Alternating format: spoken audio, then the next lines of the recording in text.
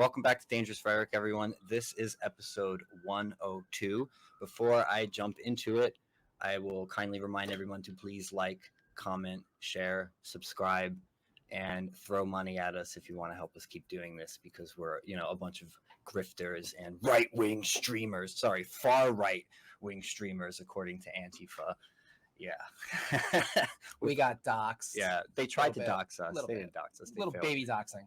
Yeah, I was telling Matt about that last weekend. But with all of that said, today we are joined by another very special guest, Matt Palumbo, who is the author of his recent book, The Man Behind the Curtain Inside the Secret Network of George Soros, which came out in 2021, as well as Dumb and Dumber, How Cuomo and de Blasio Ruined New York, because they did. Debunk This, Shattering Liberal Lies, Spygate, and he has a recent book coming out called Fact-Checking the Fact-Checkers, How the Left Hijacked and Weaponized the Fact-Checking Industry. And Matt also is a content manager for Bongino Report. Matt, thank you for joining us. No, yeah, thanks for having me on. It was great meeting you guys the other week, too. Yes, no, I had a lot of fun conversing with you at that birthday party. You were probably the most engaging guest that. Oh, it's good to hear. With. Besides Libby Edmonds, Libby's always great to talk to. She's awesome. It was a cool bar too, because they had like no real electricity in there, so it was like we're in the 1800s, yes. Like a pub or something. But it was very cool. It was dimly lit. They had like the paintings all over the walls. Yeah, old style furniture. That place was great. I really enjoyed the party. But let's just jump right into the meat and potatoes of everything. So you have a recent book out on George Soros. So we're going to probably mostly talk about that. He's my favorite Sith Lord. He's your favorite Sith Lord. He does look like one. He looks like a Sith Lord. I mean, seriously, you look at the guy and you're like, this dude looks like not a good dude. I still can't believe he's still alive. The guy's freaking 92. Well, the saying is only the good die young. Yeah. So he's another 100 years of this guy. And it is funny how, like, you're taught as a kid, don't judge a book by its cover. But I got to be honest, the past 10, 20 years of my life, it's the best possible way to judge someone. Like, when I worked at Dunkin' Donuts, but before they even fully walked in the door, I'm like, you're a problem. I already know. And 99% of the time, they were a problem. So with Soros, he looks evil, sounds evil, talks evil. Therefore, Occam's razor would suggest the guy is not a good dude. Yeah, sometimes I think it's very appropriate to judge books by their covers. Yeah. So what got you interested in George Soros? When did he first pop up on your radar? And when did you decide, like, I'm going to write a book about this guy? There are a lot of things where, like, I'll just read a lot about a topic, and then, like, when you know nothing about a topic, you just sort of trust anyone's judgment. So just after many, many years of reading random things about Soros, I just kind of caught on, like, well, some of these seem like really far-stretched things. However, I think people are kind of generally on the right track of, like, it's objectively true that he's spending all these billions of dollars, but in literally every comment section ever, he's getting blamed for something. So I'm like, well, the truth is somewhere in between of he's spending tens of billions of dollars influencing things to quite literally everything going wrong is him. And, as I said to Lou Dobbs, I'm like, even to be fair, though, even the most unhinged conspiracies are sort of directionally correct. So, I mean, yes, he might not literally be giving Black Lives Matter a check to burn down a city, but he's giving hundreds of groups that have an identical ideology tens of millions of dollars, and we know what they do with the money. So it's one of those things where, like, a fact checker could say, well, this claim is not 100% true, but you really go through it and you go, okay, it's just 98% true. So it just kind of stuff, like, I wanted to sort of sort out what's true and what's not. And I kind of knew early on, it was like, I have enough research where I can just prove what's real. So there's no need to exaggerate when we have all of this evidence. And then one of the things, too, at the end of the book is I just have a list of every organization I could find that he gave to, and it's probably already out of date by now. Just a sort of glossary, just to go, okay, this name sounds familiar. Let me see if it's Soros tied. And sort of the way I say he has influence is a lot of it's just sort of like an implicit or implied contract. Like, when you give money to someone, especially if it's a political organization or like these DAs, like, it's not like Soros is calling them up and going, hey, I just saw some murderer stab someone, make sure they get out of jail. Yeah. He knows who these people are because they campaign, and you can tell from their campaign, oh, these people are insane. So that alone, you just give them the money, and it's almost like outsourcing. Everything's kind of on autopilot. Or if you give money to a think tank, So He you doesn't have don't. to tell them, hey, FYI, if you find anything negative on me, don't report it. It's just an implied, okay, we all know how this works. So You that's don't kind bite of the hand that the way feeds. I go about how he's influencing people. You don't bite the hand that feeds. So Exactly. So you don't think he's part of the Illuminati. I mean, if there is one, he probably is, to be fair, but it's not in the book. That didn't come up in his research, however. Yeah. People are like, is he a blood-sucking reptilian? I'm like, listen, I haven't disproven it, but I'm not going to go out there and destroy my credibility. Totally. Yeah, I've been following your article series in Thank you. my posts, and I found them very enlightening, very scary. Mhm. I have always sort of known in the back of my mind that George Soros was one of these like shady billionaires, like, doing the financial puppeteering around the world. And when I read your articles, it really sort of resolved everything. You give names, dates, dollar amounts, and organizations, which I think is huge. When you just realize the sheer volume of people that he funds and organizations that he funds, it's an insane laundry list that does boggle the mind. I was going through it. I'm just like, I had to take a break. I was like, there's just too much here. He has his hand in a lot. Well, there's one that just came to mind. I think I did one about his influence of the whole fact-checking thing. Yes. And I remember this was completely independent. When I was researching the book I did after that, which I'm sure we'll get into, when I was Googling like Soros's name, I got a targeted ad in the Google results from PolitiFact. And it was like one of those things where they set up a straw man about him to knock him down. But I didn't realize later on he's funded PolitiFact's parent company. And then I was like, you know what? Let me just search Soros's name on PolitiFact. I think there's 36 articles. There's not a single one criticizing him. It's either like to go, no, he's not funding that. He's actually funding human rights and whatever, or just like, they'll debunk something purposely ridiculous, like, Soros is a sex slave in his basement. And it's like, well, okay, no one actually believes that. But you just wrote the article to then go to portray the enemies, his opponents, as crazy. So it's just one example that came to mind of his influence. But the funny thing with the Post series was I wrote the series and they never told me it was for the front cover. So I just submitted it thinking like, all right, I'll go up on the website the next day. So I wake up to like all these text messages like, I'm really proud of you. And I'm looking at it, I'm like, it was from someone who works like down the street from me. And I'm like, all right, that's cool. Like, I don't know why you're proud of me, but I appreciate this random message from this person I haven't heard from in 3 months. Like just stuff like that. And then I realized, of course, after that, oh wait, they made it the front story, and it was a really cool experience talking about it with everyone. So I remember you mentioning to me too, like there was a response in a sense from Soros. Right? Oh yeah, so it's funny too because his Twitter feed was like one tweet every 3 months he would send, and now ever since the Post article series I went up, every single day he sends at least one. So I don't know if it's just he thought like, well, I'll have to be doing more on this platform to get my message out, but some VP at the Open Society Foundation did like a 20-tweet thread attacking me that didn't really address me. And then I went through the quote tweets, and it was so obvious, like an email blast went out that was like, all right, guys, we got to support Laura, whatever her name was, but she's getting owned on Twitter by Palumbo's friends. So there was one guy who, it's like, Matt Palumbo spreading conspiracies about Soros, and the name sounded familiar. And I'm like, I swear to God, the name's familiar. So I Googled the name. It's this guy was just in the news for a week prior because there was White House records. He had been to the White House, the Biden White House 13 times so far. Oh my! So he was accusing me of spreading conspiracies about Soros's reach and influence in the White House, and he has visited them more than 24 times. And it was just revealed a week before he was criticizing me. So it was stuff like that, and like they weren't even good at trolling. Like someone would write like, it would be like some like academic at Harvard, like great thread by Laura, and I'm a dick. So I'd write back like, no, it's not, you suck. And they would like write back like a 10-year-old as well. And I'm like, come on, like you gotta, don't stoop to my level. But it was a good experience and all that. And the thing is too about I don't know if people know this, but on Twitter you can set up your settings so you don't see tweets by people you don't follow. Mm-hmm. So I just don't see any of the criticism anyway, so I just don't care. But more people should probably do that.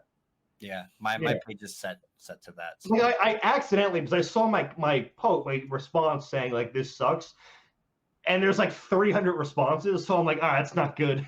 So I click, and of course they're all telling me to kill myself. But I got the gist basically, and got on with my day. Right. Very nice, tolerant people. whatever. Yeah. It's to be expected at this point. I just, if you all have 12 followers, I really just don't care. Well, he Not can you afford to buy, fake tweeters. Yeah, well, it was weird because it looked coordinated in that they set up the thread criticizing me. Bongino saw it and wrote something mocking them, and then all his followers attacked them. So for a while, the whole comment section was just people mocking them. And then it looked like an email went out where all these accounts were just it was someone would retweet it and be like, yeah, I love working at the Open Society Foundation. And it was all these sort of cult-like, I love my job and we're not evil kind of tweets. So I just assumed there was an email that went out that was like, hey guys, we need to do some PR, this article series, if you wouldn't mind doing this. I can't prove any of this, but it seems very much like that. Rally the troops. Well, we know they do that. No, but you see it at I can't remember if it was the New York Times or the Washington Post. Whenever there's a scandal, the all employees will all in unison tweet or no. What I'm thinking of, there was a report that Kamala Harris is horrible, impossible to work for, and then within 12 hours of that report getting published, every person who works for her was had some vague tweet of boy, another great day of working for VP Harris. God, do I love the perks of working for her. But it was they were 3 minutes apart. And I'm like, come on, we all know what you're doing. Yeah. But it was that for Soros, kind of. Well, see, you say that. You say we all know. We know what they're doing. But the people that aren't engrossed in media 24/7 and terminally online, they have no clue. Correct. But it is, people really do this at publications. They will tell their employees for PR reasons to act like everything's fine, which has the opposite impact, really, when you look at it. Yeah, because it just makes them look like, fakes. Something to hide, yeah. I wanted to ask you, Matt, do you know, I think I knew at one point, but now I forget, how did George Soros originally make all his millions and billions? Well, it's mainly hedge funds, just taking investor money and turning it into more money. So there's, on paper, it looks like he's very good at it. I think in terms of returns from inception, starting his hedge fund, I think he's second in world history after Ray Dalio in terms of return on investment. It was something I think it was $1 million when he started his fund. It's worth more than $1 billion today, or it might have been $2 billion. I have the exact numbers in the book. But now, to be fair, that's a 50-year period, but still a 1,000 to 2,000x return over 50 years is unprecedented. He has been accused of insider trading on multiple occasions and convicted of it in I think it was French court. It was a fine he had to pay, but it has been proven he's insider traded before. He's meddled in internal affairs where, I have nothing against betting against companies, but there was a very infamous case in London where he bet against the pound and then did some financial engineering to basically ensure that it would crash. So there's a difference between thinking, hey, something's going to happen and I'm going to place a bet versus placing a bet and then causing it to happen. Then, there are Asian financial markets as well, where he's been accused of doing the same thing and betting against currencies and then taking action to catalyze their collapse. So, wow. So there are things like that. Now, he could also be just, listen, I'm sure his portfolio also could do well on its own, but there are also these little things along the way. And then also he has political connections. So there is a sort of, insider trading aspect of that knowledge. And I'm trying to think of examples where he's, or an example that comes to mind is when a lot of post-Soviet countries are going capitalist. You have this phenomenon where they have tens of billions of dollars in formerly state-owned assets, and there's the question of what do we do with all of them? And many of these countries did the wrong thing, which was sell them to oligarchs for pennies on the dollar, who were very well connected to Russian elites, and Soros had connections and was able to buy up all these assets for very, very cheap and then turn them for a profit. Now, the Open Society Foundation's account of that is, he was helping these countries become capitalist because he loves capitalism. Clearly betrayed by all his other options or all his other actions out there in the world, but that's their spin on it. But no, he had a lot of was very benefited pretty much there, and also too helped. Was part of a transition team that Clinton helped set up during those years as well. So he was very, very ingrained in those countries, and I'm sure could use his influence as he does today. Word, yeah. Well, that's one way to make your money. If you got all those connections and you know what's coming down the pike, it helps. Yeah, for real. And then I read your other article about the district attorneys, which was especially disturbing. Yeah. 40 million, it says here. The 75 people, 40 million, which is, I mean, in terms of bang for his buck, I think the most actual impact, because there are presidential cycles where he's dumped hundreds of millions, quite literally for nothing. But even people like Obama, he backed and then complained he didn't get enough influence. So he had not a lot of not to humanize Obama, but it seemed like Obama was like, you know what, I'll take your money and then you can screw off. Which, whatever, I'll give him that, I guess. But in these DAs, and as I said earlier, like, they are completely insane people. And in the book, the way I set it up is, here's what they campaigned on, and the significance of that is, anyone doing anything knew what they were getting themselves in for. Here's the actual policy change, and then here's the consequence, and it's a disaster everywhere. It is really, their philosophy is that criminals are somehow the real victims in any situation. And if you are a criminal, God, there must, in the timeline of your life, there must have been one thing we can pinpoint that went wrong that caused this whole butterfly effect. And whatever it is, it's our fault. And that's the philosophy. So if someone stole something, well, it's our fault. They had to resort to that because, what was them? And, this sort of philosophy, like when Jesus was saying, love the poor and all the things he said about the rich, that was in a time period in history where 99.9% of all people were poor. So there's really not much of a moral judgment you can make when quite literally everyone is poor. When you're in the richest country in the world and you are poor, listen, there are people who obviously hit a very bad string of luck that is kind of like the equivalent of losing 50 blackjack hands in a row. But what we know from the actual homeless population and most criminals is most of them are on drugs or alcoholics. And it is to the point where not one person in their life has said, you know what, I'm going to give you a chance and take you in and see if you can turn your life around. Maybe, and a lot of them, I'm sure, do need that chance, but there are just a lot of people where it's just not a case of you were denied an opportunity. It is, unfortunately, your decisions have let you here. And, I'm all for anything that can help them help themselves. But an unfortunate reality is, and this has been documented, you can go to people in Kensington and say, do you want treatment? And every single one says no. You can go to San Francisco and say, do you want housing? And almost 100% say no. So it is, listen, if the solution was just give more money and that actually worked, I would say, you know what, I'll abandon my conservative values, just give them the money. But it doesn't work, so there's no point.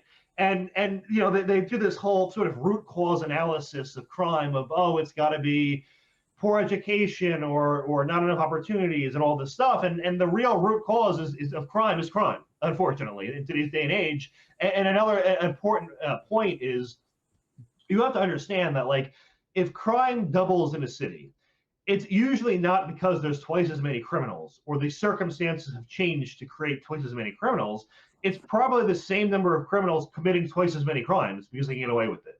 Yeah. There was a case in San Francisco where I think it was last year where 100% of the increase in hate crimes against Asians was attributable to one person. It was one guy who's committing dozens and dozens and dozens of attacks. Jesus. And when that's the case, like, there's a ripple effect to crime. So by not having bail, that creates a ripple effect where, okay, granted, these people are going to do it anyway, but maybe there's at least a week or two where they're not committing crimes. Yeah.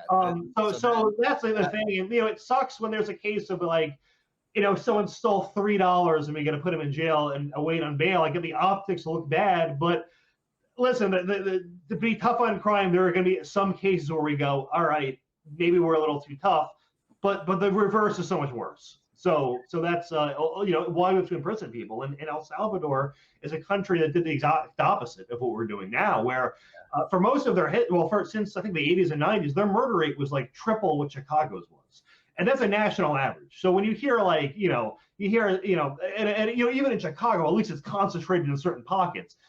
When your murder rate nationally is triple that, like, just an average place in daytime is like Chicago, just an average. So it is incomprehensible for us. And so far in the first 2 months of the year, their murder rate is like a quarter of what ours is. So they went from 3 times Chicago to a quarter of our national average. Well, what did they do? They imprisoned a hell of a lot of people and started enforcing the law. And that's really all it took. Now, there are human rights abuses in the way they did it. They imprisoned 2% of the population, a bit more extreme than anything we do here. But it's, as I said, directionally, the thing you got to do is you increase the law and order, and what do you know? Crime goes down, and it worked really well for them. And I don't see any civilians complaining. So, yeah, you mentioned bail policies. I was just reading an article today about the zero bail policies in California, and they just put a study out. It was Yolo County District Attorney Jeff Reising. and they found that those who posted bail were let out. Sorry, those who were let out with low or no cost bail, they reoffended more often. I think 3 times as much or something. It was something like that. They were accused of 200 times more violent crimes. And the numbers were crazy. Like the study found that suspects released without bail were rearrested 163% on 163% more charges than those who posted bail, and they reoffended 70% more often. Those reoffenses resulted in felony charges 90% more often, and they were accused of 3 times as many violent crimes. And it's like the policies are a complete failure. But as I was talking to him about this earlier, and he said, well, actually, if this was what they were intending to do, then you could argue that the policies were actually successful. Well, that's the thing too. Like they never publicly acknowledge it. I mean, there are a few cities that defunded police and have reversed the defunding. But what's the most notable of that is not one of them publicly acknowledged it. Like the city council wasn't like, all right, well, we're going to be increasing the police budget to that disaster. It was just cut the budget, total chaos. Then they went, all right, well, ideologically, we need to have this facade of we're against cops. But now we're realizing we actually need cops. So what do we do? All right, I guess we fund the police and hope no one notices. And that's basically the route a few went, where they were like, they wouldn't admit. It was weird because they're doing the right thing, but know that admitting they're doing the right thing will be worse in their situation because their constituents are crazy. But there's 2 elements I found that are very important to reducing crime, and obviously the level of punishment is important. But what's actually more important, or seems to matter a little bit more, is just the probability of getting caught. Because, like, there's evidence that, like, for instance, like, very strict drug laws don't prohibit, like, teenagers from dealing drugs because, A, they don't think they're going to get caught, and B, they don't even know what the law is. So it has no effect. So you need to actually make sure that when people commit a crime, there's a high probability they're going to take them off the street. And the sort of irony of the bail reform is it's going, all right, we're going to catch you. By the way, just kidding, have a nice day. So it's they're going the first step. They're going, we're taking off the street, and then going, all right, see you later. There was a Soros DA, I think it was Buddha Bibaraj, where part of her diversionary program was, like, you do it a misdemeanor, you could watch a video about why you shouldn't commit crime, and that there are consequences, and what the consequences are, and then you wouldn't have to face consequences. And I'm like, but that's just teaching them there's no consequence. Like just crazy stuff like that. Like how could you expect that crime would go down when you're not punishing? And these people are incompetent in other areas too. So one of the things that happens with these DAs is, I mean, Republican or Democrat, most people who work in law enforcement want to enforce the law. So when they will take over an attorney's office, they will fire everyone, and it's usually like combined 200 years of experience gone, and they will hire people who have never tried a murder case or are just new attorneys. And it's like, all right, let's just have college grads run law and order. And it's like, even their insane ideology aside, you still have the least qualified people running it. I mean, there was a case with Buddha Bibaraj, who I just mentioned, where there was a name screw up where a murderer, they just let him in jail just because they mixed up a name. And then, of course, had to go get the guy. But just wacky little things like that or what was it? I think there was one case, I might be butchering it a bit, where like someone was accused of domestic violence. So they sent in someone pretending, I think it was, he sent in someone pretending to be his girlfriend who he abused to then testify the charges should be dropped. But it wasn't the same woman. It was just some random person he paid, and they dropped the charges.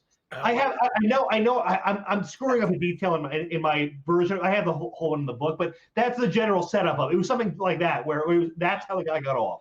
So just these people are completely incompetent. And as I said, ideology aside, even if there was no politics, they're still replacing qualified people with morons. So what do you think is going to happen? Yeah, there's a lot of replacement happening too with police chiefs across the country. A lot of them are retiring, so there's just new leadership that's stepping in, and there's also staff shortages across the entire country. And too, we saw with I think it was Kansas City, the Tyre Nichols beating, or Memphis?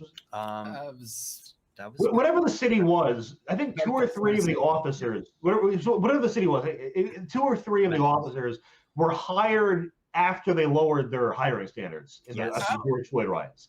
And the thing, I mean, the irony of the defund the police movement is the cops that are most likely to leave are the good ones. It's the ones who are like, I'm going to do the right thing, but God forbid I got to make a split-second decision in 0.001 seconds that could look bad out of context. I need a police chief and a DA and a mayor who's going to have my back. And they're going to, you know what, I'm not taking that risk. And it's ironically the worst cops that are going to stick around and who are going to cause more problems. And then it's going to be this infinite cycle of, we have bad cops, we need to defund the cops, and then the good ones leave, so we have bad cops, we need to defund the cops, and it never ends.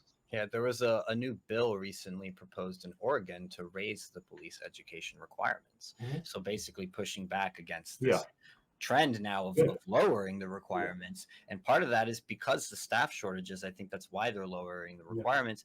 And why do we have staff shortages? Well, that career, being a police officer, is becoming more and more unappealing as a career choice. And it's only in America. Police, when there are riots across the country in 2020, you know, and who the hell is going to want to step in and do that sort of job? That's why a lot of them are leaving, and a lot of people who may have wanted to do that are changing their mind and doing something else instead. Yeah, I'll be honest. There are police brutality videos I've seen where I'm like, I would have been worse. Sure. Like, and I don't mean the actual egregious ones. I just mean one where like the guy's seriously resisting. It's a 30-minute ordeal and he gets a punch. Where I'm like, I'm honestly surprised there's not more violence in the profession relative to what there is.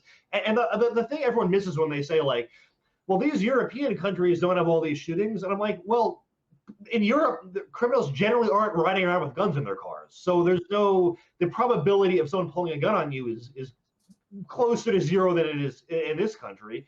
So you just have to have it in the back of your mind. And listen, we have hundreds of millions of police encounters a year. There's 1,000 shootings.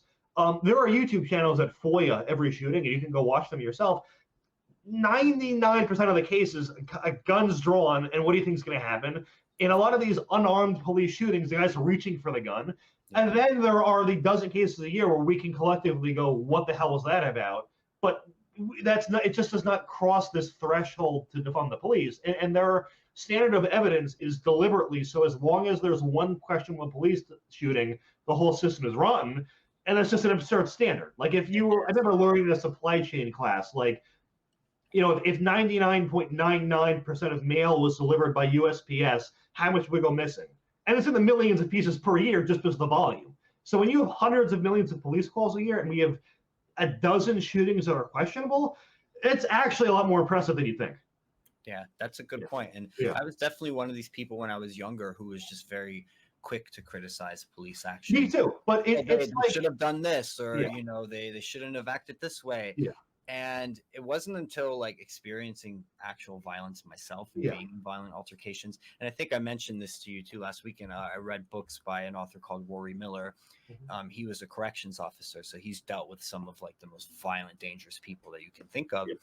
And you know, in his book, he talks about how your brain chemistry changes during violent altercations. It warps your perception of time and how fast violence is. It's so fast. So it's easy to comment as an armchair commentator about watching a video. Yeah, watching a video weeks later. Yeah, what this and why didn't they have no experience with actual violence and how quick it can be? And they're so unreal. Like, not only is your adrenaline running, where your thoughts aren't even really thoughts. It's like concepts. But like, they'll be like, why didn't they just pull out the gun and then do a 360 kick and shoot them in the hand? I'm like, okay, go to a shooting range, point a gun forward at the target and pull the trigger. You're not even going to see where the bullet goes. Like, it's so much harder than you think if you've never done it.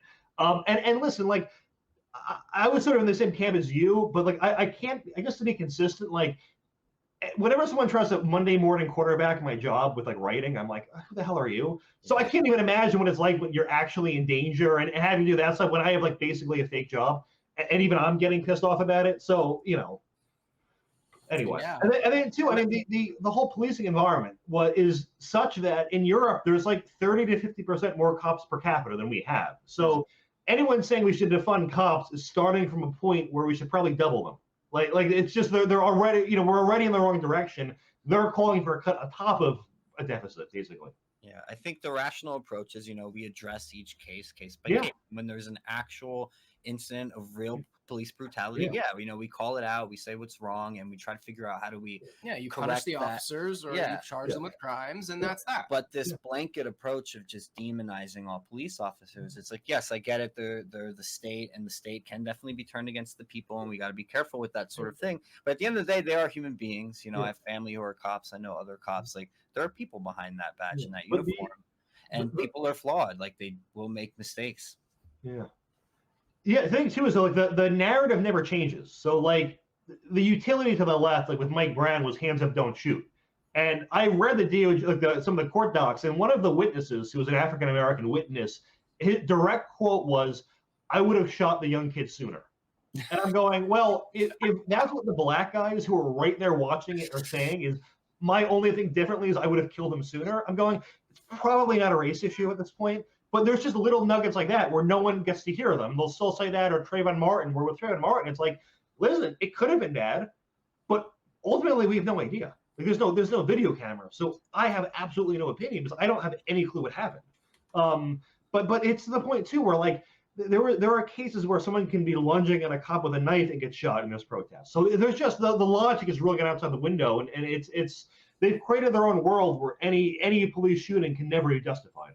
Yeah, if people want a really, I love recommending books on the show, by the way, but if people want a really good overview, a solid, detailed, factual overview of the Trayvon Martin Zimmerman incident and case, read this book, Deadly Force, Understanding Your Right to Self-Defense by Massad Ayoob. Excellent book. And he has a whole section in there where he goes through the entire case, and he basically, proves why Zimmerman was technically in the right. It was a self-defense shooting. And I assume down to like the picture they used for propaganda of this younger Trayvon Martin as a kid. Yeah, he was 12 years. Everyone's 12 years younger whenever there's a shooting. He was like 18, and he was huge. He was a big guy. So or even with like the Tamir Rice shooting, which was clearly a catastrophic mistake. They use a photo. I mean, he was 12 years old, and they would still use a photo from when he's 6. And not only that, he was 6'3" at 12. So from the cop's perspective, I only mention that because from the cop's perspective, it probably didn't look like a 12-year-old. He probably just saw, well, you're probably not. It's the percent of 12-year-olds that are 6'3" is just very low. So I had the same exact BB gun that Tamir Rice had. And it looks like a gun. It looks like a gun. Yeah. It's tragic what happened. He shouldn't have been playing with it, and he did not deserve what happened. But if you put his gun next to a regular gun and told the person like it's 50-50, do you take the shot? It's gonna be a mind-racking experience. You would not know what to do in that situation. Don't they usually have a tip on them that's like orange or whatever? They do. They should, but this one didn't. So that one doesn't have it on there. Yeah. So I don't know. I mean, it is unfortunate. Yeah, the Tamir Rice case is unfortunate. And his mother said too, Black Lives Matter has completely exploited the situation. Like they'll raise money on his death, and she's like, I haven't gotten anything from these people. She didn't get any of it. Yeah, and that's another one of the ironies too. So her mother opposes Black Lives Matter. Trayvon Martin's mother opposes defund the police, and I think George Floyd's family at least spoke out against the rioting, if not the defund the police movement too. So it's a lot of the martyrs for these movements. Their families are saying the opposite. They're going, no, don't use it for this, and there's no regard for them at all. Right. Yeah, and that's one thing that really we need to think about is that when we defund the police, you get the lowest common denominator, you get worse outcomes, and we've seen it. We've run the experiment. We know what happens. What we haven't tried is upping the standards, or in what few cases where you do up the standards, it like things come out a lot better. Yeah, and also it harms mostly those poorer communities that these activists are claiming to want to help, and in the end, they're the ones who end up getting hurt. How does this benefit George Soros? Yeah. Like, why would they want to do like? Why? Yeah. I just don't get it. Is it just because they're so naive and wealthy that they just think that this is going to lead us to utopia, or is there a more sinister bend happening here? Why do you think George Soros is pushing society in this direction? Well, it's a tough question to answer. I mean, I would say as a whole, the left has a very long history of completely destroying things and then blaming the opposite ideology. Like I'm not kidding you. If you go to San Francisco and ask them who's to blame for their problems, they blame Republicans. And I'm like, where? Where are they? Like, which one? Where? Like that? You notice that too with like the people who most think like that we're a white supremacist country and there's racists around the corner are all people who like live in the most diverse urban environments where these people would obviously not be welcome. So everyone, I don't know, people have these weird misperceptions, but it's sort of go on a tangent. I just have to assume it's just he must see some sort of utility in chaos, in that you can justify more government intervention the worse things are. So, I mean, I think a federalized police force would be a horrible idea because they have no connection to the local community. So, right. but there are a lot of Democrats in Congress who, not explicitly, but have sort of tried to pay homage or have some sort of support for defund the police, who are also in favor of like the FBI and federalizing police and CIA. So it's like, so you're not really anti-police, and you kind of see them the opposite with the right, where like we're all for our local police, but we're not for like the FBI and CIA. So it's like, so it's not just police. There's something else going on here. And for us, it's like, well, these local cops have an attachment. They're good. The ones who have no connection to us see us as the enemy, and they're supporting the ones who see us as the enemy, but not the ones that are part of the community. So it's just a weird dynamic. And I mean, the Occam's razor answer is just he's an evil guy who wants to do evil. But as for the exact, what is the precise benefit, it's a tougher question. But, must just be a sort of, if there's enough chaos, people will kind of tolerate anything. You saw it in COVID. There was enough fear where people thought that this virus was strong enough to kill everyone, but not bypass fabric I bought at Walmart. Like, it's just wacky stuff. So or that it can't go around a plastic wall. Yeah. You know, if you put your mask on when you're walking to your table and then take it off, you're still And here's the thing.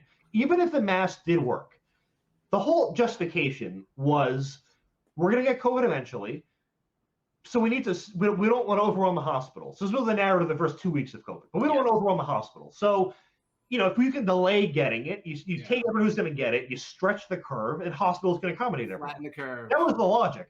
Yeah. But we're all going to get it eventually, and we have the vaccine. Whether and the people, the irony is the people who are still masking are the most pro-vaccine. So, but they are then thus the least pro-vaccine, but they don't really think it works. But like, do you not think you're going to get COVID for the next 60 years? Like, I just don't understand what the point is. Because you're going to get it. It doesn't make any sense. I saw a lady. I still see. We are close to the college over here and the hospital. So there's a lot of young people, and a lot of people coming out of the hospital are always wearing masks. I was so fired up yesterday. I was making TikTok videos, or was it the day before? And I saw a woman coming down the street towards me. I was walking my dog, and she didn't have a mask on, but her child had one of those little like blue masks. No. And I wasn't able. It just came up, and I was just like, COVID's over. Take off the mask. And I just kept walking. I will, to piss people off, I'll say things I don't even believe. I'll be like, if I mention COVID in front of a liberal, I'll be like, COVID, which was definitely real. Hoping they think I'm being sarcastic, so like they think I'm not. I was in San Francisco, and I laughed every time it happened. Me walking into an elevator, it was like the equivalent of if I dropped a fart. It cleared out. I was walking maskless, and 4 people within 3 seconds would just leave. Oh my god! No one would say anything; they just leave. And I'm like, "This isn't your floor," because you were waiting before I walked in. Yeah. I would laugh, and I would get no reaction, but it was so funny. That's. I don't know where I'm going with this, but these people are broken. I had a friend who told me he kind of misses that period a bit because when he would go to the grocery store when they finally lifted the mask mandates, a lot of people were still wearing them. So every time he would go in the store, people would clear space around him. And he's like, "It's great. I have plenty of space to move around because." Speaking of super, another thing. So I had my former roommate was African American, and the week after George Floyd's death, the white guilt was out of control. Like, we were walking to the supermarket, people would like clear out of his way like he's Moses, and just random people were apologizing to him. Oh my god! And he's just like, I don't know for why, but thank you. It was a surreal experience. It was as if he was God for a day, and I'm like, we should milk this. You should totally milk this for as long as. I'm so sorry. I remember the politicians were doing that whole thing where they were wearing the African thing, and they were kneeling and making a big show. See, I think this kind of ties into the question we asked, why is Soros doing this? And it's like, it's a divide and conquer strategy. Like, they want to turn the races against each other. They want to turn people against the police, and the police to fear the people, et cetera, et cetera. And just people are easier to control when they're not unifying against you, when they're fighting with each other. It's an age-old strategy of war. It's not a new thing. Well, that's the irony of their whole intersectional strategy of like, it's white men versus the world, is that every group within that coalition also hates one other group to some extent. Yes. So it's destined to fail, which is, good for us. It can't work. It's one of the things I like to bring up a lot is that, people want to talk about racism in America. Racism is such a problem in America. I'm like, have you ever talked to a Chinese person about black people? Like, do you know how they feel about black people? Well, the one test is if I would ask a liberalist in good faith, pick a white guy from the South or an African immigrant. Who do you think is more racist against black people? And 10 times out of 10, it's the black immigrant. Like I would say 99% of racism I've heard against black people has been from other black people. Yeah, and it's sort of that with every race. Like every race is more self-critical than it's just weird to. Again, I don't know. In this country, it's just so not visibly happening. They have a term for it as well, colorism, and we had. Yes. We had a guest on who spoke about this, Alexia Williams, and she got canceled for ranting against the masks and the shots and all that stuff. But she's married to a white man, and she herself is into things and music and stuff that is stereotypically more white, whereas her white husband is into things that are more stereotypically black, rap music and that sort of thing. And she talks about facing racism from her own people that she grew up with, family members, for not being black enough. I've noticed if you ever see a photo like on social media of like a famous black person or famous white person and their significant other is the opposite race, all the anti-comments are from black people. Yeah. Almost all of them. But there's no anti-race. All the white people are like, yeah, congrats. All the black people are against it. This reminds me of one of the big leaks that Project Veritas put out. I think it was in 2001 in the summer, of Charlie Chester. I think he was a worker from CNN. Yeah. And one of the things he 2021. 2021. Yeah. You said 2001. Oh, sorry. I was like, that's a little before. So they put out this leak of this guy undercover, basically admitting that, first of all, they were putting the COVID numbers up deliberately because they knew. I think I remember this one. Yeah, they were gonna get views, but gangbusters with the ratings. Yeah, and they talked about the coverage of Trump as well. But they also, one of the things they revealed was that they knew that most of the hate crimes that were being committed against Asians were by black folks, and that they deliberately downplayed that because it didn't play into the Black Lives Matter narrative. The holy black, the magic black African. It's their favorite trope. I mean, it's like they know. Well, the new excuse is that they would just be influenced by white supremacy or something. Yeah, so they have an out. They have an out. They need. And then I mean, you look at Africa today. Lots of black people really kind of killing each other, Well, that's okay. So that's the sort of thing to most liberal arguments is just look at is sort of to plagiarize Thomas Sowell. It's just a sort of compare it to what. So what is a black people are oppressed in America? Well, okay, there are certain things that count against them, but as a whole of the sum of all experiences, would you rather live in America or any African country? And I mean, there are some North African countries maybe in some areas, but I think 100% of people will say no. And here's the thing. These are countries you could move to and retire to on like $3,000 a year. So if it really was preferable, you would have expected to happen already. So it doesn't mean there's not little things we should work on, but it's just as a whole, we're doing pretty good. Yeah. And listen, if there is racism in the country, it's just we're not the group doing it. That's my point. And I mean, it's white people have been working. We had a big moment in the 90s where we sort of understood that racism was bad. Yeah. Colorblindness was this idea that you were trying to see people as people and not so much see the race. And then the crazy progressives came along and they said, no, that's wrong. You must see race. You have to see them that, because if you're not actively anti-racist, then you're actually a racist. Well, and it's like their argument is that by not seeing color, by not being racist, you're racist. Well, they're arguing that by not seeing color, you're not recognizing the unique experience. Right, but see, that's colorful language describing racism. Oh God, I saw what's his head from the Daily Show, Trevor Noah. I hate him. He was such an asshole. So someone said to him like, "I'm colorblind," and he comes back with, "I'm not." He goes, "Well, what do you do when you're at a traffic light then?" What? Yeah, that was his response. Like he was taking it literally. I'm like, I get you're trying to be funny, but it's the dumbest not funny. Thing. That's not funny. What's I don't. It's so stupid. Like, why are you pretending to not know what that means? Yeah. Anyway, It's absurd. Well, it's a disingenuous, right? It's a disingenuous inversion of, this we understand that colorblindness in terms of race means you don't see people in terms of the color, not that you're literally colorblind. Yeah. There are things that liberals do where they're like they'll virtue signal their own mental retardation to fit into an in-group. Like you're doing this thing yesterday where they're like, hey, Nikki Haley, she's trying to hide the fact that she's Indian, but her real name is like Nimrata. And I'm like, do you really think there's a single person who doesn't know she's Indian? Like, that was the first thing out of her mouth. Right. Do you think people were watching it and going, well, she just admitted it, but her first name's Nikki. Maybe she was lying. Like, what's the theory? So everyone was pointing out. So there was some lady at CNN who's complaining about it. And then someone pointed out and was like, well, no, Nikki's her middle name. By the way, what's your first name? Because this person also had like an Indian name, or I think it was like I can't remember her name. It's the CNN woman, but it turned out she too had an ethnic name, was using her middle name as her first name. So she then changed her screen name within like 5 minutes of being called out. I don't know, but how does the and it was the same woman who I know this makes no sense to anyone listening to the podcast.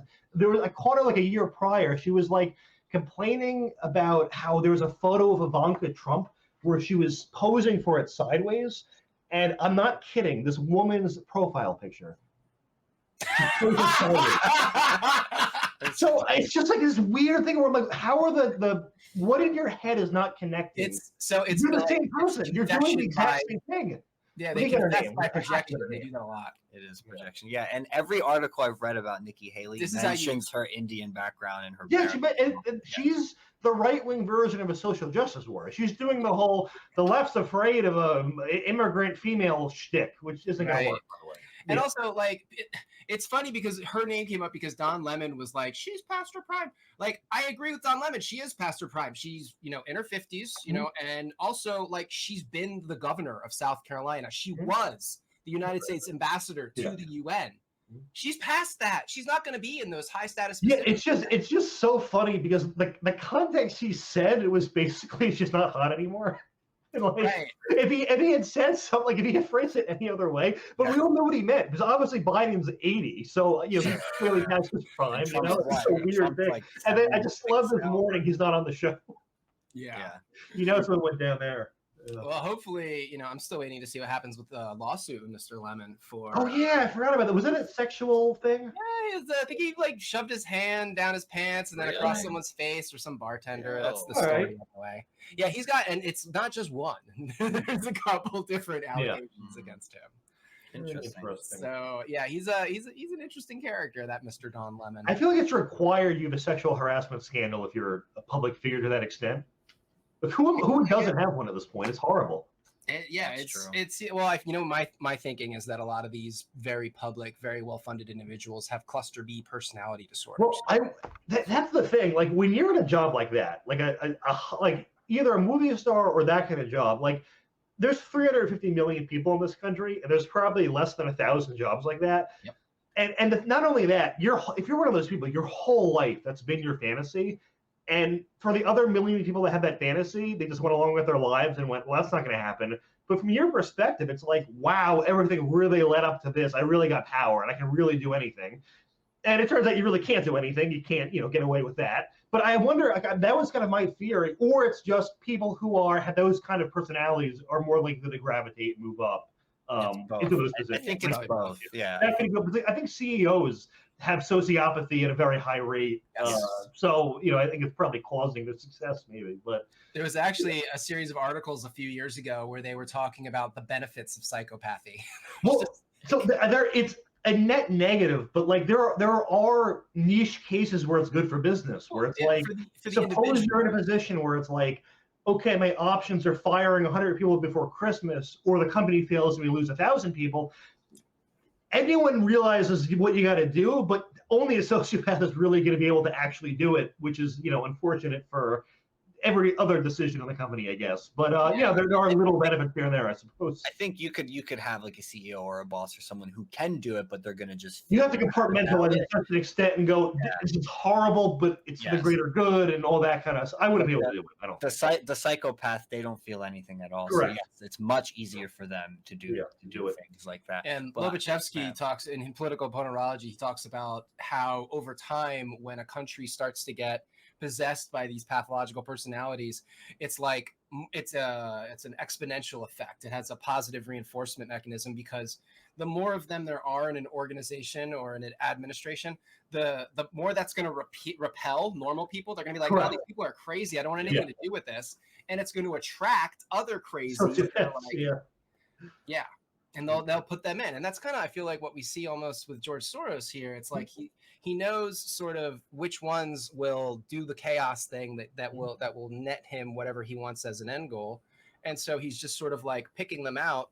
And it's like you said, there's no sort of like written down communicated conspiracy. He's just picking people who by their very nature will do what he wants done. He doesn't have the crazy, as you just said, and the crazy breeds crazy. They replace the office with nut jobs. And if you and I were to go get a law job and we walk in and it's all pink-haired freaks, we're gonna go, all right, I'll go be a corporate lawyer at this point. Like so it's self-fulfilling. Like that's kind of the whole thing with big tech too. Like, is it that there's this conspiracy against conservatives, or is it just once an institution becomes so liberal, it becomes impossible to have any sort of dissent. So conservatives just go, I'm not work. Why would I want to work with those people? Sure. Which is kind of like, that's the reason I wouldn't. It's just, I don't want to be around them, so I'm not going to. And that's probably what's also happening in the education system as well. The same. 100%. A lot of those teachers who want to be more open-minded or simply just don't want to push any indoctrination on students get pushed out because they're tired of being in that environment. Plus, it's very cliquey. Like, I've worked in schools before. It is like that. They have their own little cliques. And when it's like that and they're all just liberal-minded, I feel like the way we educate our kids is wrong. It is dumb. There's nothing normal or natural about taking a bunch of kids from separate families, segregating them by age, and then putting one adult in front of like 30, of them, give or take. And men and women learn way differently. Like there's a whole thing about psychology where, like, I'm one of those people who's like, usually diversity for diversity's sake accomplishes nothing. But there are very niche examples. And one would be like in psychology, 90% of psychologists are women. So if they're treating men, there are certain male behaviors that are going to get written up as abnormal that are actually just normal, and you wouldn't know it from a female perspective. So, that's an area where diversity can actually help. It isn't that. But my relevance to education is, it is generally for female audience. Women are way better at sitting and doing work than boys are. We like to run around more. We're more rambunctious. We're more prone to what they call ADHD. Which in many cases could just be boyish behavior that should be, through a different outlet. But yes, another also problem. As you go up in the grades, you find more men, especially college professors and stuff like that. But the lower you go in the grades, like I remember, there was like a lot of schools that I worked at when I was a sub. Kindergarten, preschool, first grade, second grade, third grade. There were almost no male teachers. But I got to be honest. Biologically, women are can't more. deal with it. I got to be honest though. If I walk into a preschool with my kid who doesn't exist yet, and I see a male teacher, no offense, I'm sure you're doing a great job, but I don't want you near my kid. It's just a little weird. Like, why does this adult male want to be around? And here's the thing. I know it's just dumb bias in my mind because it's so abnormal. Like if it was 50-50, no one would think about it. But just being the one guy, I'm like, what? Someone's off there. Someone's off. Well, I mean, I'm probably a bigot. I don't know. Extremely small children are very annoying. That is true. There will be outliers though, because from like the Big Five personality test and that sort of thing. There will be, but there are men who have more of like a feminine type of personality, and there are women who have more. Some guy just rang the door who I have to give my package. I'll go for it. Go for it. Give me 1 second. Just cut it. No, we can cut that. 53. Yeah, so I thought I heard a doorbell. Do you want to bring up maybe one more of the articles? And we can wrap it up. Yeah, we're close to the time. What do you want to? Which one do you want? I don't know. Which one did we talk about? I mean, this is a good one to end on. Okay. That one's more recent too, right? I think that's the last one in this series. This is 26. This is 26. Oh, you put two out on the same day? I put two out on the same day, yeah. So this talks about his investment into education. Well, that's good. We were just talking about that, so we can we can dip into that, and then maybe we'll go through. Sorry, I still got the last guy's mail. No, it's no biggie. Every month I text them like, "Hey, your mail keeps coming here." I hate that. For formal episodes, we pre-record them, although we do live streams sometimes, and those are a little more like chaotic, and usually they're like round table discussions where we bring a bunch of people on. But formal episodes, we don't want to have a chat involved or anything like that. We like it to just be between us. Yeah, I can't stand monitoring chat if we're actually having a serious conversation. Well, chats participate too in the discussion, right, so the they chat divert joins in, it, so and it's like when it's just a formal thing with us and a guest, I want it to be concentrated. I like when I was in Tim Pool's show, I was reading the chat, and it was like, someone would be like, "This guy is great," and the next comment would be like, "This guy's a stupid face." Yeah, dualities, man. Something. It's very interesting to observe. It's a phenomenon in and of itself.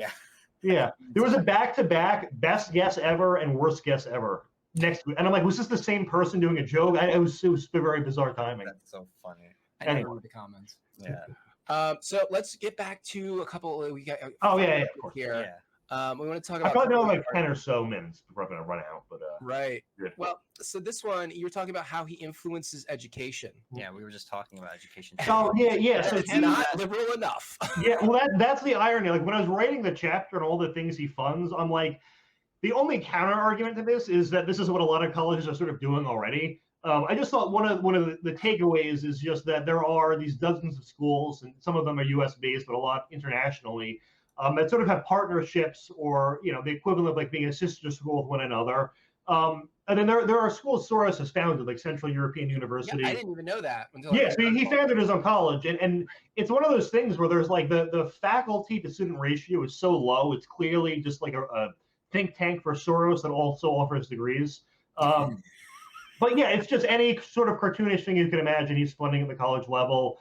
He's very ingrained with Bard College. I think actually his wife has a like an art or her own office there. Central European University, which I just mentioned, they have their own archive of like just random documents, and it's named after Antony Blinken, our Secretary of State's parents, because they are both Soros donors. So there's a little tie-ins you find just in researching of like, wait a second, I think that building is named after someone we know, and just stuff like that. Yeah, no, I also, when you mentioned Blinken, what tings my memory is his dad was also connected to Ghislaine Maxwell's father. Oh, I missed that. Yeah, they go back. So it's I think it's even true that Anthony Blinken and Ghislaine were hanging out as children. Because their parents were close together. I think they should do a sequel. Yeah, well, the Epstein connection is fascinating. Yeah. On that note, though, I guess the last thing we'll talk about is maybe you can talk a bit about your upcoming book, which comes out on July 18th. Fact checking the fact checkers. What's this one all about? What inspired this one? Does any of it have to do with some of the things that you dug up researching Soros? Yeah, so I when I was writing the book, I mentioned some stuff earlier about Soros funding fact checkers. So there was a time when like Facebook in Central Europe had, I think, 16 approved fact checkers that they would use, and 15 of the 16 were funded or founded by Soros. Wow. So he has a lot of influence there. But then the Poynter Institute, which is PolitiFact's parent, has received hundreds of thousands from Soros. And as I said, there are dozens of Soros-related fact checks, and all of them are really just PR for him. The book sort of takes, I wanted to do it in two parts. So I started writing it as just rapid fire essays of, here is every dumb fact checker screw up I can possibly find. I had a lot of help. I mean, but here's the thing. Most of the stuff they fact check is innocuous. Like, okay, there was a Bigfoot sighting. You're not going to find an error in that. So it just kind of became a game of like, I have to categorize thousands of articles by their headline, what I think is going to be the most likely to produce false content, and then spend hundreds of hours reading every single possible one and looking up every statistic. And it just sort of got to a point where I realized that it's not even that complicated because these people are that incompetent. So they'll take like someone right out of high school or right out of college and put them in charge of fact checking everything from foreign policy to economics to international affairs. And just having a marginal economics background, like I can just read something and go, you don't know the difference between the debt and the deficit. Or like you like there was one thing where the guy was trying to, like, it was one of those stats like, so-and-so president added more debt in 1 year than the prior did in the X amount of years combined. And he didn't know you need to adjust for inflation when comparing those things. And the correct thing is to adjust for like how they are relative to GDP, but just stuff like that. Or there are inconsistent standards. So there was a time when Ron Paul, Republican, former Republican, but libertarian, ran for president countless times. And he said on the debate stage, there was no income tax before 1916, which is true. There was no tax directly on income. Right. But in fact, says this is false because there are other taxes and people had incomes, so therefore there's an income tax. Yeah. That's what they do. Okay, but here's the thing. Jim Webb, a Democrat, says before 1916 there's an income tax. They said it was true. Only difference, one's a Republican, one's a Democrat. When a Republican says that it's false and they come up with an excuse, a Democrat says that it's true. Another example. So I did a whole you guys might remember this back in middle of last year. So the definition of a recession usually is as commonly defined as 2 negative quarters of GDP growth back to back. The economy shrinks for 6 months straight. So first 3 months of 2022 go by, the economy shrinks. We're right at the cusp of the second quarter ending, and it's pretty obvious it's going to be negative. So ahead of that happening, there's this strange fact checker revelation of, actually, this is an unofficial definition. It doesn't mean it's really in a recession. Now, what's the point of them doing that? Well, the point of them doing that is when there is reporting, it is inevitable it's going to get phrased as, second quarter of growth comes in, the definition of a recession. Well, if that gets reported, now a fact check label goes in those articles and says, well, actually, that's not true. And it's one of those things where the fact check is sort of technically correct in that we don't have an official definition of a recession, but when we've been using the past one for a century, I would say it does. So what I got creative in that essay, and I'm not kidding, every single fact checker who made the argument of it's not really that definition, within the past 2 years themselves used that definition. So there was one fact checker who claimed to debunk a conservative saying we were in a recession. I found an essay from him where Trump had falsely claimed the last year of Obama, we saw a recession. And why did they say Trump was lying? Well, there wasn't 2 negative quarters of growth. Now, fast forward 2 years, this guy is saying 2 quarters of negative growth isn't a recession. So that is, I'm not kidding, the book's 100,000 words. That's the entire book. Just back to back, these people have no idea what they're doing. And actually, not the whole book. The first third is just kind of why does this matter? So it's just a history of social media censorship and how it's not enforced really fairly. And then it's just a summation of studies showing no, here's how we know they treat people at different parties differently. And, the challenge of the book is to prove well, they're not 90% anti-Republican because Republicans tell 90% of the lies. I'm really conclusively proving, no, they literally will change their standards of evidence depending on who makes the claim. Right. Yeah. They'll also put, it's very manipulative. They'll put fact check labels on something that is actually, for the most part, true. But they'll find one little thing that's inaccurate just so they can put the label on there. And they know most people aren't going to click that and actually read it. They just see a fact check. Oh, this must be bullshit. So they move on. They're like, there's a chapter in the book called Fact Checkers versus Our Eyes and Ears. And it's in that theme. So there was one where I think Biden, he eulogized Robert Byrd, who was a former, I think, Exalted Cyclops was his title. So anyway, what they did was they found someone who said he was a grand wizard of the KKK. So they debunked that and said, no, it's false. He actually was a, whatever the hell, an Exalted Cyclops. Therefore, it's not true that Biden eulogized the Klansman. And I'm like, wow. And I'm like, but here's the thing, too, is one of the ways they're digging is there will be a claim that a politician makes, and they'll, as I said, find a 99.9% similar but slightly different version of it to debunk. And there were some times where I'd click to see where they're getting this from, and it would be like a Facebook page with the screen name ZX1958 with 3 followers. And I'm like, so you're digging, and they'll use that fact check to then disprove the actual claim. And as you said, the also big part of the motivation is no one reads past the headline. So they just go, oh, that happened. No, I guess that didn't happen. Oh, well. Yeah. So, and then they're consistent, their worldview is reaffirmed. Correct. And the lie is even more inculcated. And then they'll even take that lie and they'll paste it on Twitter or on Facebook and be like, oh, no, you're wrong. What tipped me off to this was 10 years ago, before I knew anything really about politics, I was looking for podcasts to download to learn more. And the PolitiFact, I knew from their website, they said they were nonpartisan, but I was reading the Apple reviews, and every comment was some variant of they do a great job of owning these right-wing lies and stuff and exposing the right. And I'm like, well, that's weird. Like, I wonder why they would disproportionately do that. And there's really no question why. It seems. Yeah, we saw a huge increase in this phenomenon during COVID pandemic and the lockdowns, right? And the vaccines related to that stuff, and for the 2020 election. I had never seen more fact check labels on things before that period than I did after. And there's still things about those two events that you're not allowed to say on YouTube. Correct. Well, with Trump, the Washington Post infamously did it was like a database of 20,000 Trump lies. And so I went through a couple hundred of them because I don't know, I'm not going to go through 20,000, but I think that was a good enough sample. And the way they got that number, they would repeat fact checks. So if Trump said something hyperbolic at a rally, they repeated it at 30 rallies. They counted at 30. There was one fact check of a claim where Trump, this is my favorite one of all time, by the way. It was, I think during government shutdown, he hosted an event for NBA players. And there's this very iconic photo of Trump in front of a platter at McDonald's with his hands in the air. We all remember it. So Trump at that event said some comment like, I bet if he stacked every hamburger here, they'd reach the moon. Well, as it turns out, fact check, there were not enough hamburgers to reach hundreds of miles into the atmosphere and then hit the moon. So thank God we got that as one of his. You can't even speak in hyperbole anymore. That's the thing. He might have said a mile high, to be fair, but it was. Come on, there are so many things too in the list where I'm like, these are inside jokes you're missing. We all get it's a joke when he says this, and apparently you don't.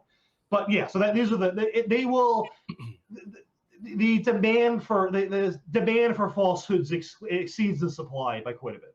Yeah. Well, then this is what they lie by semantic redefinition, right? They call something a fact check when it's not. Yeah. It's an opinion check. It's basically just opinion. It's just an. There were actually there was one. Just coming to mind as we talk, because you're describing their tactics. Like there was one category I called true but irrelevant, where they'll admit something is true then dismiss it. So like Ted Cruz said, our national debt is, or no, what was it? He said, no, our tax code has more words than the Bible, and then their fact check goes, well, it's true, but I mean, who is to say the Bible is the perfect length document? I'm like, what? It's like they're intentionally dodging his point. Correct. Yeah. So weird. Yeah, well, they know if that fact check appears there, people will dismiss the point. But that's the thing. It's just the logo is like a scarlet letter for some people, and it's just so ironic that they use fact checks to lie.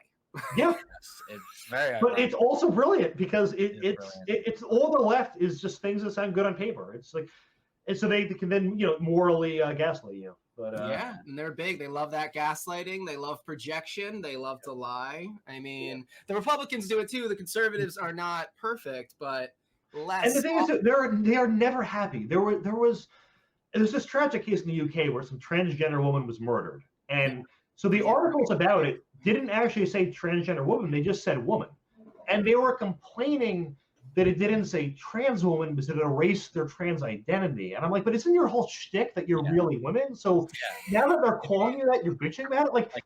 Here's the problem with the left. If you're watching this, I don't know what you want. I have not the slightest clue what you don't know what they want at all. Yeah. Yeah. I don't know what they want. They want to be miserable. That's what it is. Maybe that's actually it. Yeah. And they want to make someone said it perfectly. These are deformed freak losers, and the ideology is window dressing. Yeah, totally. Yeah. Great point to end on. Thank you, Matt, so much for joining us. It was a lot of fun. Let everybody know where they can find you on Twitter. So I'm on Matt Palumbo 12, but apparently there's no engagement on Twitter anymore, so you're not going to see my tweets. But if you want to try to, I'm there. You got to pay for it. Do you have a verified? Well, everyone did the whole locking their account thing. I don't think it worked, but maybe I'll try that. I didn't bother doing that. I'm just I'm a non-conformist, so I thought once everyone undoes it, then I'll then you'll try it. Yeah, then I'll try it. Clever. All right, everybody, go follow Matt and read his articles in the New York Post, and keep an eye out for the fact-checking book, and take out the George Soros book if you want to read about George Soros. Yeah, Man Behind the Curtain. Don't miss it. And don't forget to like, subscribe, comment, give us your money. We love you. Stay safe. Stay sane. Bye-bye. Later.